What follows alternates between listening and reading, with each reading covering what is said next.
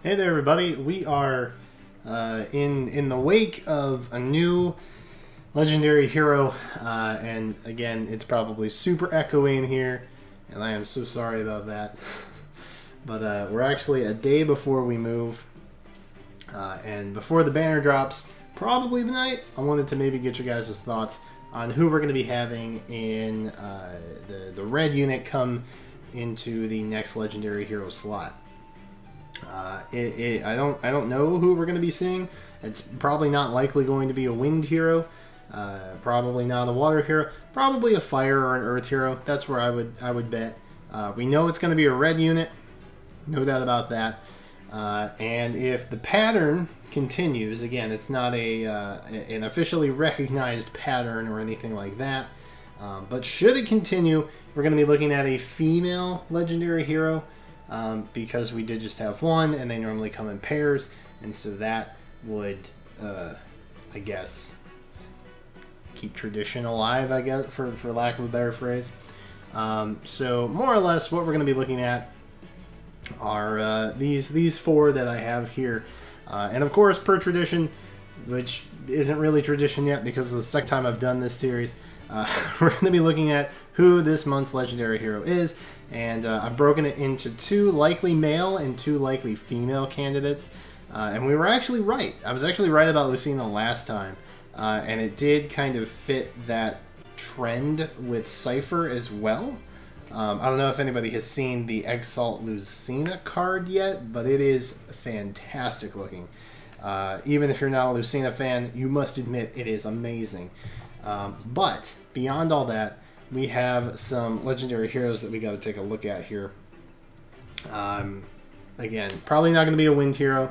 I'm guessing probably Erika, Hrid, Marth, who I think is a top contender, and potentially Corrin as well. The ones I have on the left side of the screen, the guys over there. Hrid, I think, makes sense. He's a sword unit. We just recently got introduced to him back during Elysian Travelers, so he's still a little fresh. He could end up being a free unit in like book 3 or something, I don't know, but he could also be a legendary hero. We've had all of the, or rather both of the Fjorm sisters minus Yulger. She has not been a confirmed legendary hero yet, but we have had the other 2 sisters, Fjorm and Gunthra, show up. So I think more than likely we're going to be seeing Hrid soon. He is a sword unit. That means he'd be a red unit, unless they come out with different colored sword units. I don't know if that's going to be the case anytime soon. But more than likely, he could pop up as a legendary hero at some point. Is it going to happen this time? I don't know. I'm not even sure if we're going to have a sword unit, which I'll talk about during the Corrin discussion. But more than likely, he seems like a pretty strong candidate, I think. We're definitely getting a defensive hero this time around, I'm pretty sure. So, maybe not. I could see him maybe being more attack and speed oriented rather than defensive res. But Hrid, definitely kind of on my radar for legendary hero this month. We also have Erika. Erika's counterpart of Ephraim just got his brave unit from Choose Your Legends, and of course, you know, Erika deserves some love as well. She's got 1 alt already. When you think of red units, we've had Sword Erika, we've had Red Tome Erika. She is a red unit. For the most part, and aside from that, she is a pretty legendary focused hero, so it would make sense that we would have her. She's also female, so that tends to make sense if we're continuing that 2 and 2 pattern that everybody has acknowledged except IS, I guess, at this point. And she does tend to fit the defensive abilities, bonuses a little bit better. You know, just based on the other skill sets that she has on her other units. So defense boosting, res boosting, that seems to make sense from a canonical standpoint with Erika. So I could definitely see her being one as well. Either Red Tome or Sword Could be either or. We already have an alt of each of those already. So it definitely makes sense. She's a high contender because of the fact that she could be either sword or tome. She could, you know, she could take on a multitude of unit types. We already have a cavalry version and an infantry version of her, and she's female. So that tends to fit, again, that 2 and 2 trend that we have going on. So it's ultimately what we're going to be seeing here is Erika's very high probability. And again, it may not really have anything to do with the fact that we have Brave Ephraim. That just kind of comes with the territory. But we do have Legendary Ephraim. Let's not forget. He is down there on horseback. Right down there. So we could be getting Legendary Ephraim counterpart in Erika very, very soon. And it could be tonight or tomorrow night. Either way, Tuesday is when the banner drops. So that definitely for sure. We also have Marth. I think Marth is a prime contender. I think a lot of people have shown a lot of support for Marth. I think it makes a lot of sense. He is a red unit through and through, and he is kind of the original Fire Emblem character. So, even though he may not be as solid a mascot as perhaps Lucina has become, or even Faye at this point, it definitely seems as though Marth deserves a shot at Legendary Hero title status, and I'm sure that he will. I'm sure that will happen at some point. In fact, anytime we're going to be up for a red Legendary Hero, Marth is going to be on my list to watch for, just because of how, you know, identifiable and how canon he is to the Fire Emblem series. So more than likely, Marth is definitely getting a Legendary alt at some point. I'm not sure if it's coming anytime soon. We all know how long it took for him to get a different unit alt that we got on the last Bridal banner.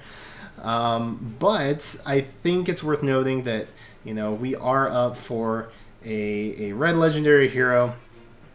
Even though, you know, the pattern of female, male, 2 and 2 kind of laughs in the face of having a Marth, this time around, he's still on my list. And for whatever reason, I think he's slightly more likely than Hrid, just because he could be a free book unit at some point, similar to the way that Fjorm was. So again, Hrid has some time, Marth has some time. It's pretty likely that it's going to be happening at some point for both of them, honestly. All these characters, honestly, are going to get Legendary alts at some point. Let's be real. They're not going to give Ephraim a Legendary alt, but not give Erika a Legendary alt. They're not going to leave out Hrid when they have Fjorm and Gunthra as Legendary alts.